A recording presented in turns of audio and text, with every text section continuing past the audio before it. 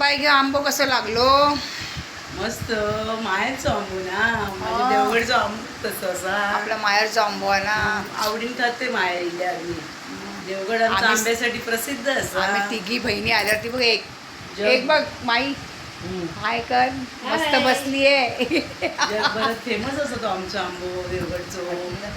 मी आवडीने माहेरला मग ते काय सांगू तुका, आंबो म्हणजे माझं जीव की प्राण. होय, आंबो होय खाऊन तर. झालो, आता जरा माझ्या केसाची चंपी करते.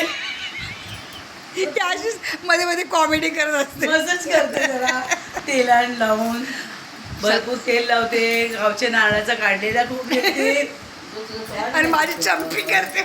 चंपी करते जरा याची.